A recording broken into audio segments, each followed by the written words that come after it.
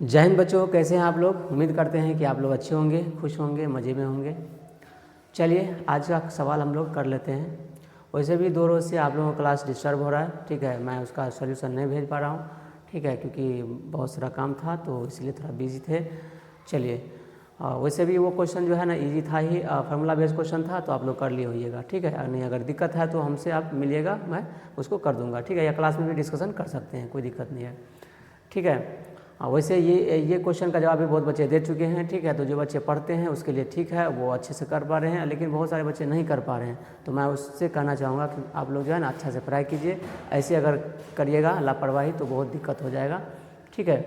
तो है ना, कीजिए। चलिए बनाते हैं सवाल आज का, ठीक है। तो यहाँ पे पहला सवाल है 3x² + 4x + 2 तथा 6x² + 8x + 4 रेखाओं का हल होगा। ऑप्शन देखा जाए तो संगत असंगत है ना, ये भी दोनों, इनमें से कोई नहीं। अगर देखा जाए ऑप्शन तो इस हिसाब से हम लोग को लग रहा है कि ये कंडीशन पे जाएगा। लेकिन यहाँ पे क्वेश्चन उठती है कि यहाँ पे x² है ना, मतलब द्विघात बहुपद की तरह दिख रहा है। तो कुछ नहीं है, हम लोग क्या करेंगे, इसको मान सकते हैं। आप ये कर सकते हैं ना। देखिए अगर हम x² को अगर y मान लेते हैं, क्या मान लेते हैं, y मान लेते हैं, तो यहाँ पर क्या हो जाएगा, यहाँ भी y हो जाएगा। अब इस हिसाब से अगर देखेंगे तो ये क्या दिख रहा है, 2 चरमी रैखिक समीकरण दिख रहा है, ठीक है। तो इस हिसाब से हम लोग कंडीशन पे ले जा सकते हैं। a1/a2 निकाल लेंगे, b1/b2 निकाल लेंगे, c1/c2 निकाल लेंगे और चेक कर लेंगे कि किस पे जा रहा है, ठीक है। चलिए a1/a2 करते हैं। देखिए ये a1 हो जाएगा, b1 हो जाएगा, ये c1 हो जाएगा, a2 b2 c2 हो जाएगा ना। चलिए यहाँ पे क्या हो जाएगा, तो 3 में यहाँ पे क्या हो जाएगा, 6 हो जाएगा, ठीक है।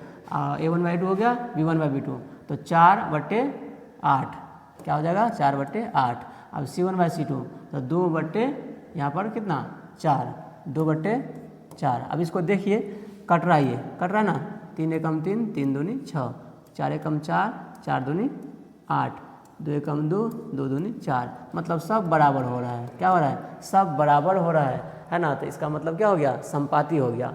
और संपाती में क्या होता है, संपाती में संगत होता है, ये नहीं होता है, संगत होता है। इसीलिए ऑप्शन नंबर क्या हो जाएगा, ए बिल्कुल सही हो जाएगा, ठीक है बच्चों। चलिए आगे बढ़ते हैं। अगला सवाल है 4x² + 7x + 3।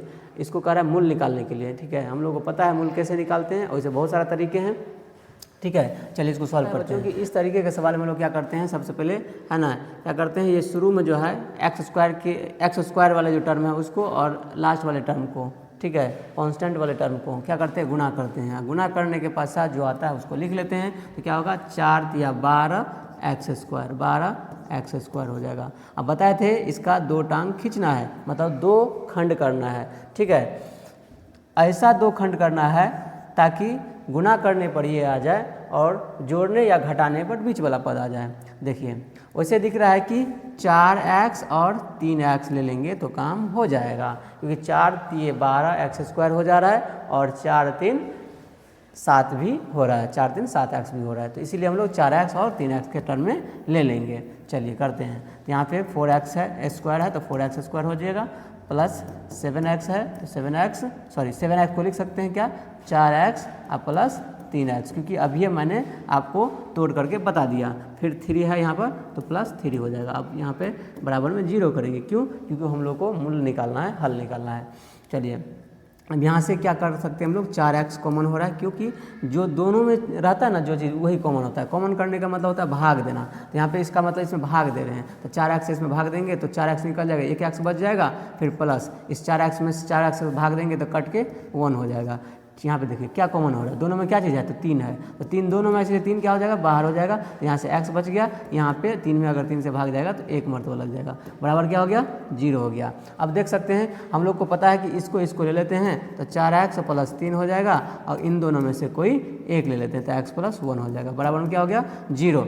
अब यहाँ से क्या करेंगे, प्रत्येक पद 0 होगा, क्योंकि पूरे टर्म 0 है। प्रोडक्ट में रहता है, गुणा में अगर 0 रहता है तो प्रत्येक पद भी 0 होता है। यहाँ से 4x + 3 बराबर ये भी 0 हो जाएगा, यहाँ से x + 1 भी 0 हो जाएगा। यहाँ x निकालेंगे तो सीधे ये 3 को उधर भेजिए तो -3 हो जाएगा प्लस से, और यहाँ पे गुना से क्या हो जाएगा, भाग में 4 हो जाएगा, तो -3/4। यहाँ से x निकालेंगे ये, तो ये प्लस से -1 हो जाएगा। तो देखिए यहाँ पे मेरा x का मान क्या आ गया, 2 ठो आया, -3/4 और -1। तो ये देखिए कौन सा ऑप्शन में जा रहा है, तो ऑप्शन नंबर बी बिल्कुल,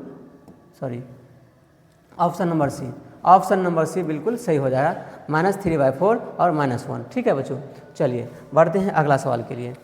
ठीक है, तो अगला सवाल हम लोगों को यहाँ पे क्या कर रहा है, कह रहा है कि a1/a2 बराबर b1/b2 बराबर नहीं है c1/c2 रेखा का हल होगा। सबको पता है बच्चों कि ये किसका कंडीशन दिख रहा है, तो समांतर का। समांतर में क्या होता है, असंगत होता है। क्या होता है, असंगत। ठीक है, संगत दो स्थिति में होता है, प्रतिच्छेदी और संपाती। यहाँ पर क्या है, समानता है, तो इसमें क्या होगा, असंगत। ऑप्शन नंबर बी बिल्कुल सही हो जाएगा। अगर कंडीशन याद है आप लोगों को, फॉर्मूला शीट जो मैंने दिया है, अगर वो तैयार है तो कोई दिक्कत ही नहीं होना चाहिए सवाल में। ठीक है, चलिए अगला सवाल है, जब दो रेखाएं एक दूसरे को प्रतिच्छेद करती है तो हल होगा। देखिए, दो रेखा प्रतिच्छेद करती है तो क्या हल होता है, यूनिक होता है। ठीक है, एक हल होता है। तो यहाँ क्या, अद्वितीय हल। अद्वितीय हल का मतलब ही एक ही हल है ना, एक हल, एक है तो एक ही हल हो गया। यूनिक सॉल्यूशन मतलब एक ही हल हो गया। यहाँ पे लिखा है उपयुक्त में सभी, मतलब ऑप्शन नंबर डी बिल्कुल सही हो जाएगा। कितने बच्चे गलती क्या करेंगे, अद्वितीय हल देकर के टिक लगा देंगे, बस हो गया। ऐसा नहीं करना है, पूरे ऑप्शन को पढ़ करके हमको टिक लगाना है।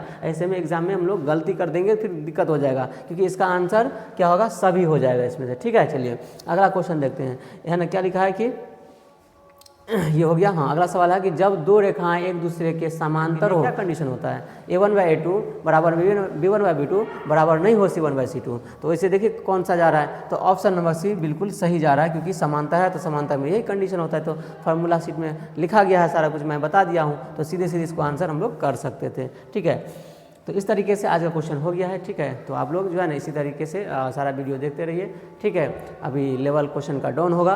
ठीक है, लेकिन धीरे धीरे हम लोग क्या करेंगे, सारा लेवल उठाएंगे, सारा का सारा क्वेश्चन हम लोग को बनेगा। अभी धीरे धीरे धीरे धीरे धीरे बढ़ेंगे। ठीक है, तब बहुत ऊंचाई तक जाएंगे, एक ही बार में नहीं जाना हम लोग को। ठीक है।